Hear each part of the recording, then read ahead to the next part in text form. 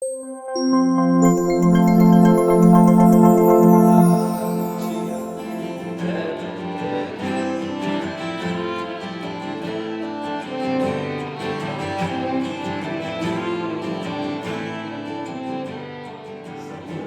na otvoritvi razstave Zadruge ščitijo prebivalstvo na deželi.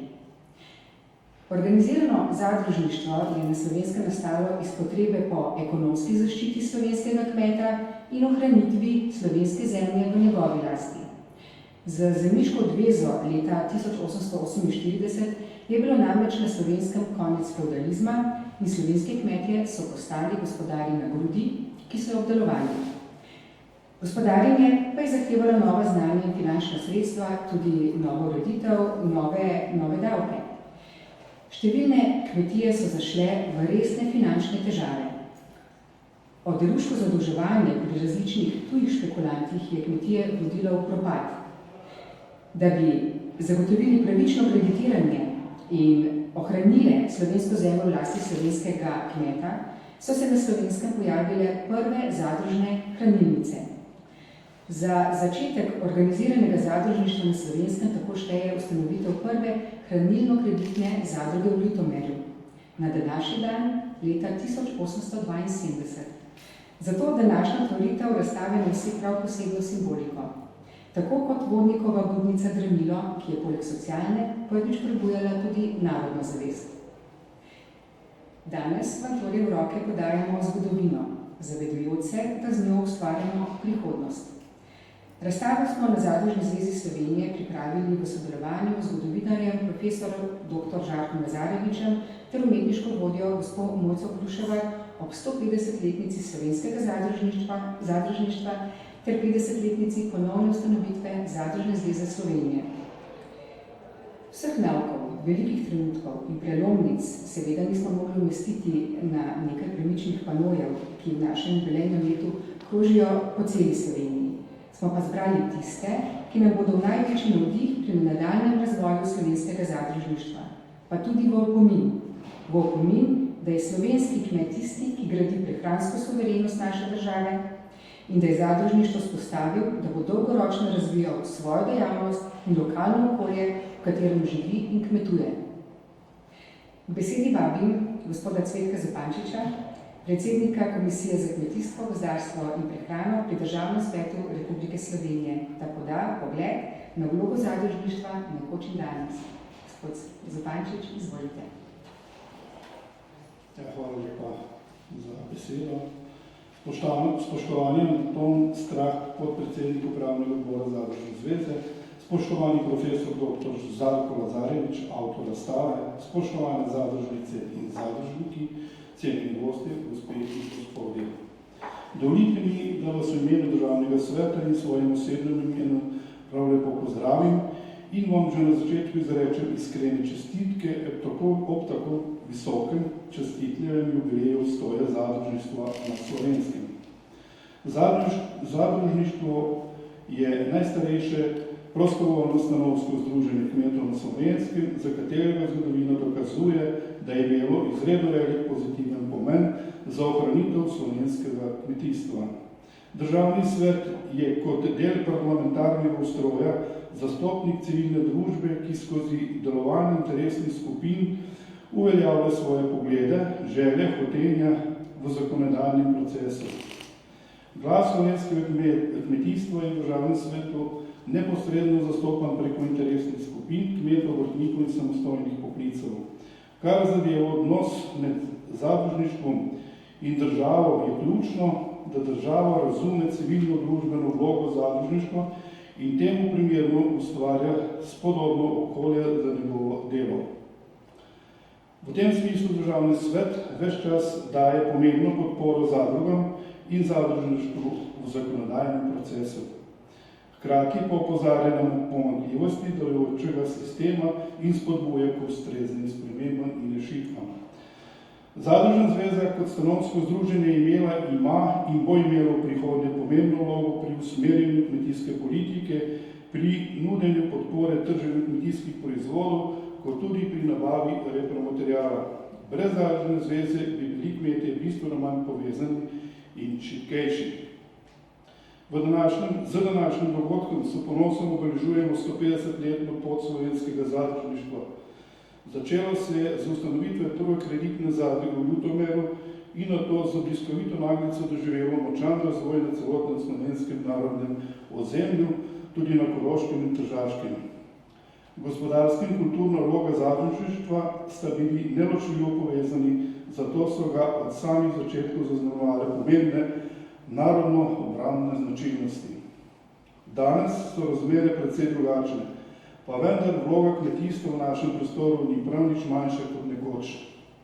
Kmetijstvo kot panoga je poleg strateškega branika zagotavljanja hrane in s tem prehranske varnosti državljanov pridobilo tudi nekatere povsem nove pomene na področju ekologije, ohranjanja kulturne krajine ter poselitve geografskih višje ležečih kmetij in prostora. Ob vseh izzivih, s katerimi se sooča kmetijstvo pri nas in ob zavedanju nuje po ohranitvi le-tega, že z vidika zagotavljanja nacionalne prehrambene varnosti, ki v tem globalnem svetu ni več samoumevna, je tudi na zadrugah velika odgovornost, da soustvarja našo skupno prihodnost. Menim, da lahko zadružništvo v panogi kmetijstva bistveno v večji meri kot doslej prevzame vlogo nosilca tehnološkega razvoja, sodobnega menedžmenta in inovacij. V povezovanju in koncentracijo ponudbe lahko postane pomemben člen v obvladovanju kmetijskih trgov, zadružno, dobro organizirano ponudbo pa lahko bistveno prispeva k uravnavanju bolj pravičnih razmer znotraj tako imenovane verige od vil do vilic. Dovolite mi, da ob današnji priložnosti čestitam Zadružni zvezi Slovenije za vso ogromno do sedaj opravljeno delo. Vsem skupaj želim, da se zadružno delovanje še z večjo vnemo nadaljuje ob zavedanju pomena našega kmetijstva za dobrobit vseh nas, o kateri v sliki in besedi dokumentira današnja razstava. Hvala za besedo.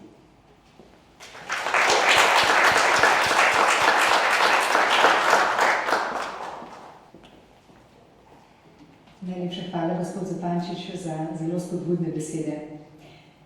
Zgodovina dokazuje, da je slovensko zadružništvo zgodba o uspehu. Sistem, ki je preživel 150 let vzponov in tudi padcev, 150 let gospodarskih kriz, vojnih in povojnih obdobij, izzivov, ki so se marsikomu zdeli nepremagljivi. Pa jih je vse uspešno premagal. Verjamem, da je to zato, ker ga vodijo prave vrednote, solidarnost, povezovanje, pomoč, sodelovanje, spoštovanje narave, spoštovanje sočloveka, spoštovanje surovine, ki jo ustvari, spoštovanje do posla. Zadružništvo krepi pogajalski položaj slovenskih družinskih kmetij v verigi oskrbe s hrano ter s tem trajnostni razvoj slovenskega kmetijstva in podeželja. Je edini poslovni model v 100% lasti in upravljanju kmetov.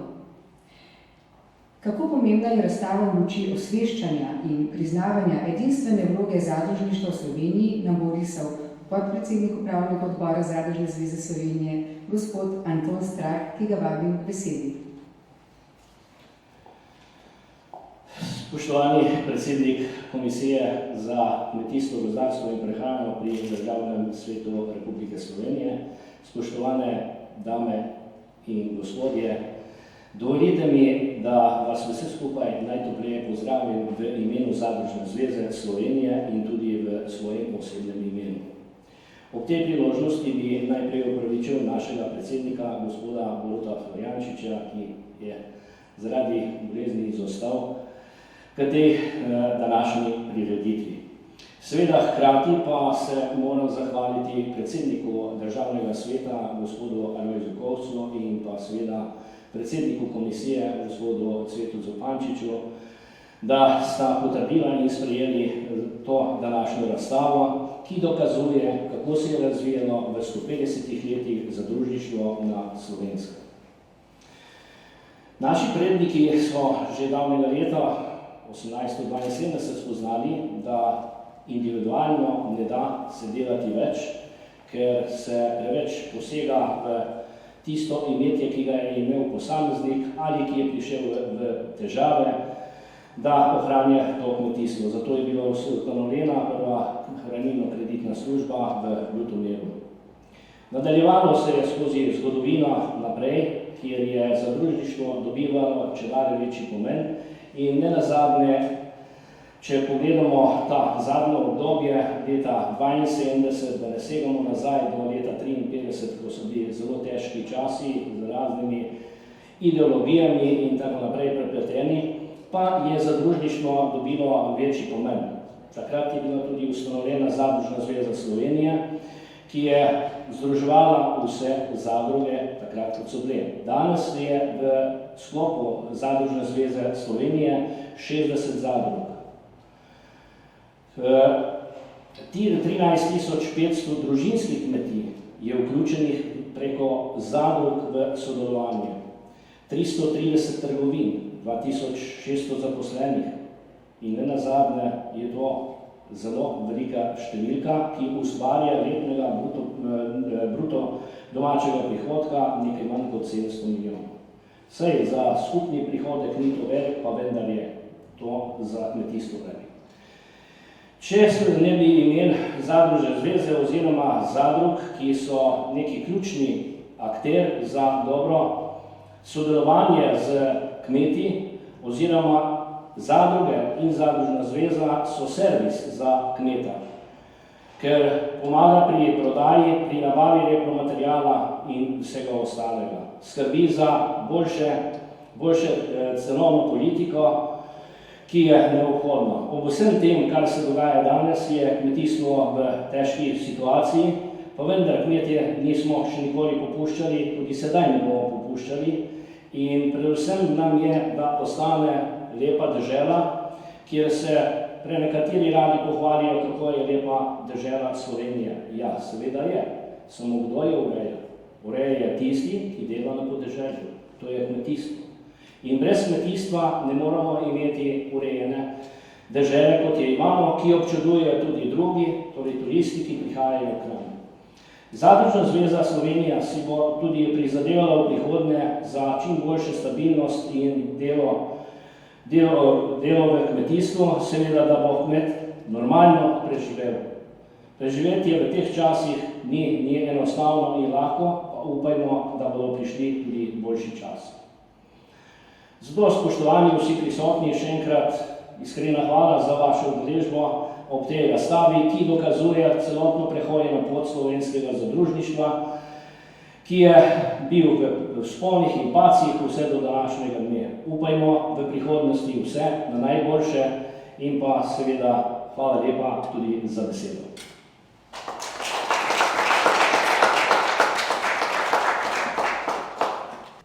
Gospod Strah, najlepša hvala. Zgodovino zadružništva smo želeli popeljati celotno Slovenijo. Zato smo jo zasnovali razstavo namreč kot mobilno. Do konca leta, te prihodnje leto, se bo selila po celotni Sloveniji, po različnih inštitucijah, ki delujejo na področju kmetijstva, vključno z izobraževalnimi ustanovami. Za osrednji motiv praznovanja 150-letnice zadružništva na Slovenskem in razstave smo izbrali Dolžnik ali žetveni venec iz Prekmurja, ki poudarja pomen povezovanja v kmetijstvu, trajnostni vidik kmetovanja, ki ga kmet spoštuje od nekdaj. A zgodovina je polna še mnogih simbolov in motivov, o katerih bi znal, verjamem, dolgo noč predavati profesor dr. Žarko Lazarevič, zgodovinar in avtor razstave. Gospod Lazarevič, dobrodošli. Pripravili ste pregledno in strnjeno analizo zadružništva na Slovenskem. Prosim vas za nekaj besed več o razstavi sami in seveda nekaj ključnih podatkov o zgodovini zadružništva. Hvala lepa za besedo, spoštovani.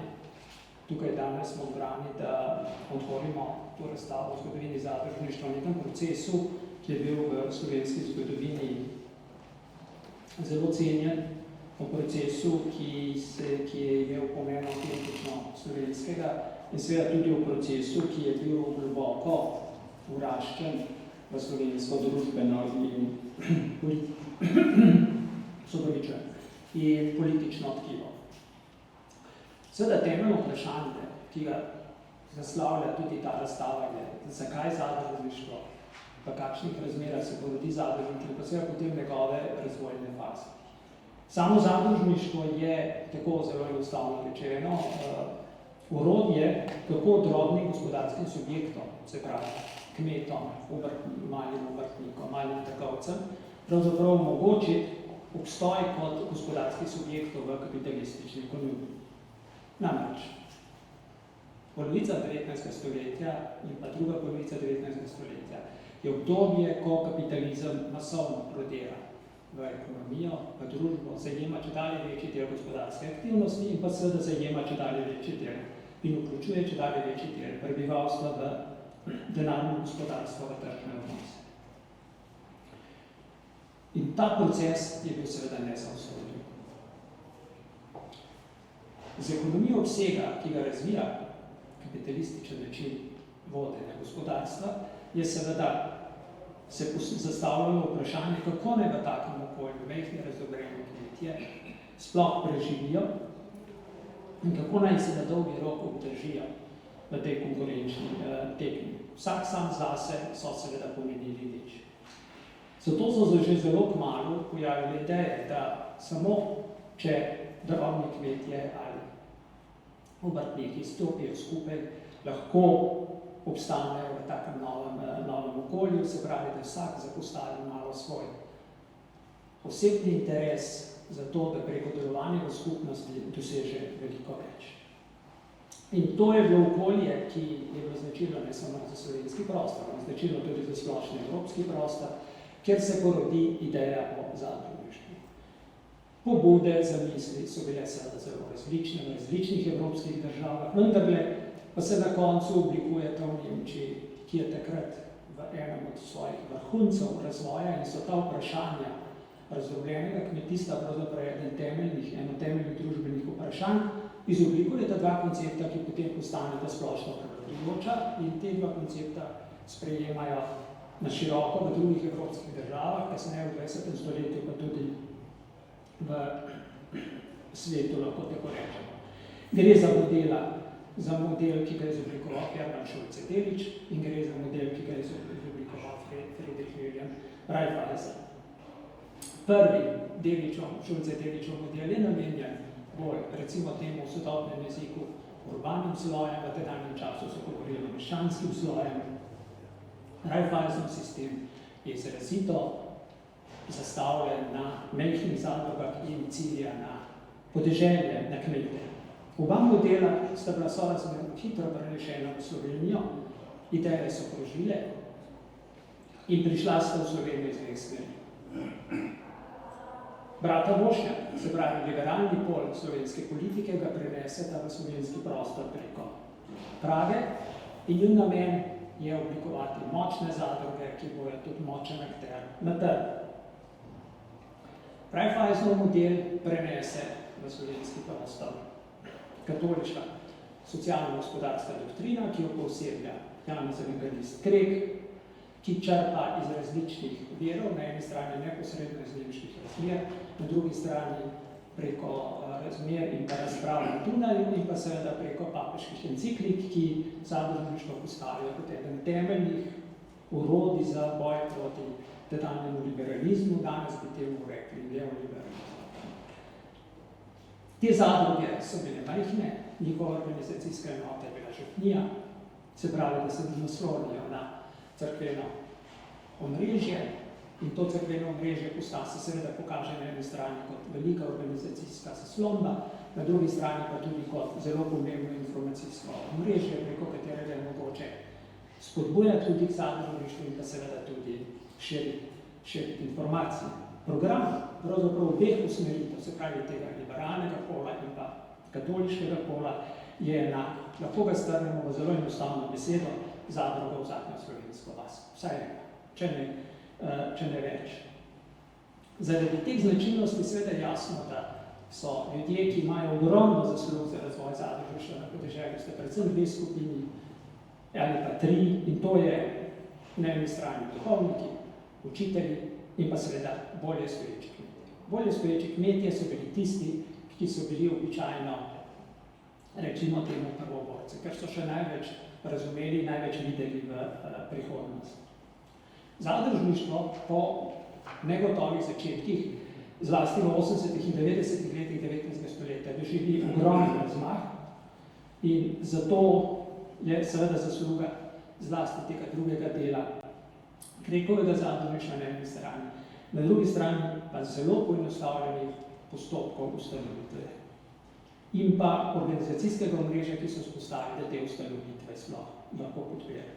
Čas do prve svetovne vojne je neke vrste formativno obdobje za razvoj zadružništva. To lepo prikažemo tudi na sami razstavi.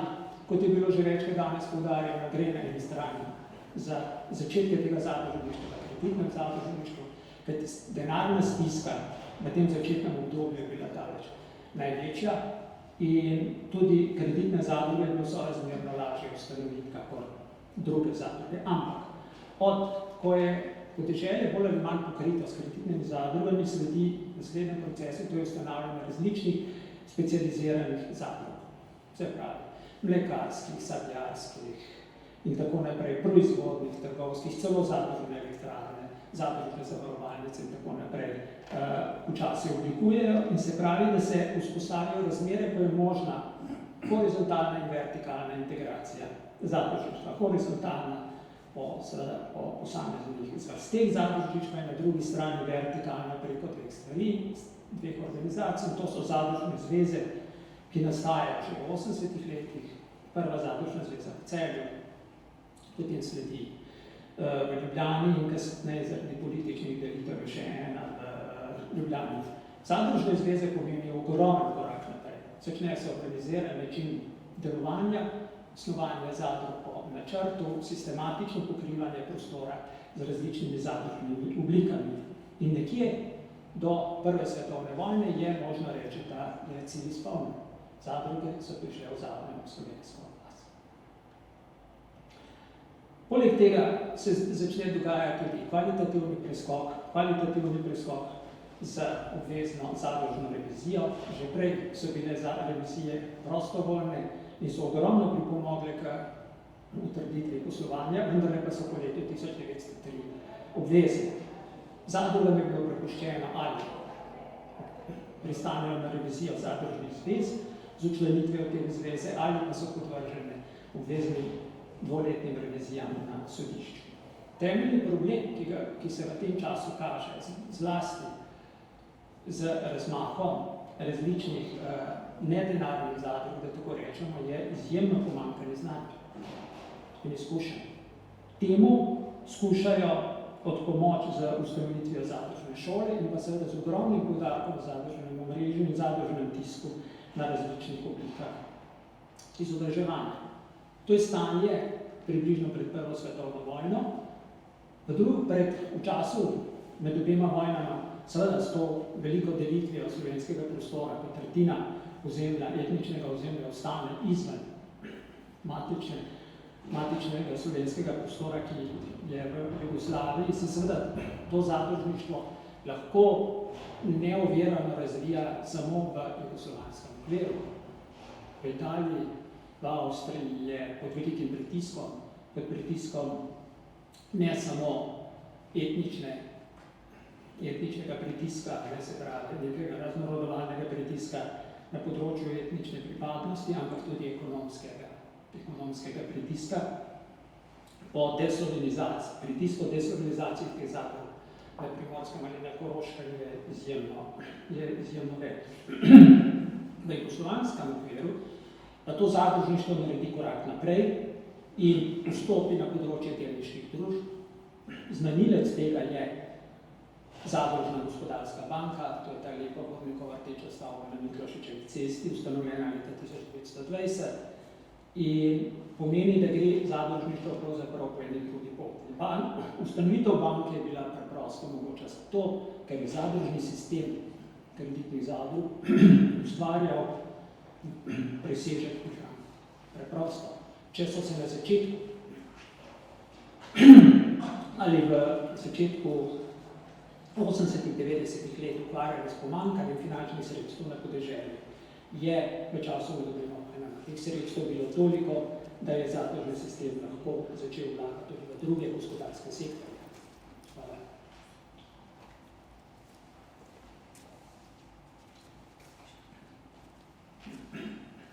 Tako zadružništvo postane pred drugo svetovno vojno eden srednjih kapitalskih centrov v slovenskem prostoru. Ves ta obetavni razvoj je prekinila druga svetovna vojna, ki praktično pomeni demontažo zadružništva, in ta demontaža je bila do konca upravljena v času po letu 1945, v času nove socialistične ureditve. Zlasti od leta 1947 naprej je temeljni namen socialističnega zadružništva kmeta ekonomsko razlastiti, socialno pa proletarizirati. To je imelo različne oblike od kolektivizacije in tako naprej, ampak to je temeljni koncept. Po opustitvi te politike na začetku 50 let, 52, 53, pa tja nekje do leta 72 sledi recimo temu srečanje z realnostjo, ko oblast ugotovi, da lahko kmete odpravi samo z tveganjem lakote v državi in potem ustanovi.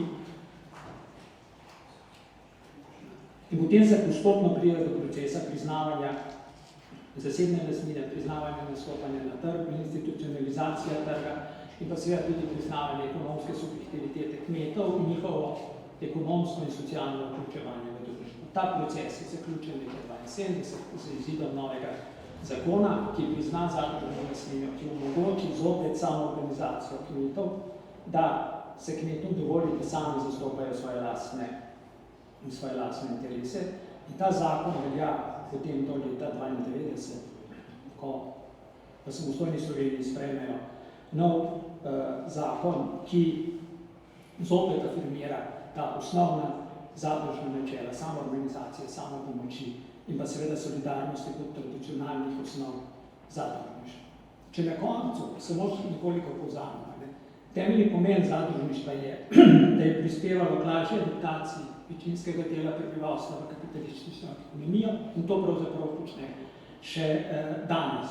Omogočila je kmetom organiziran vstop na trg, omogočila je tisto, kar je kapitalistični sektor imel, torej ekonomijo obsega in vse prednosti, ki so s tem povezane.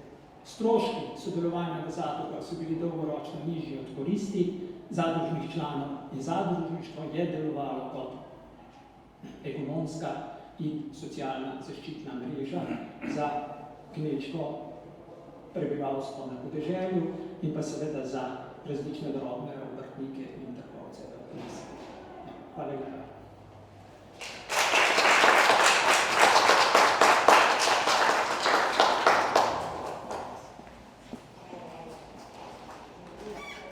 Najlepša hvala, gospod Lazarevič, za poglobljen oris.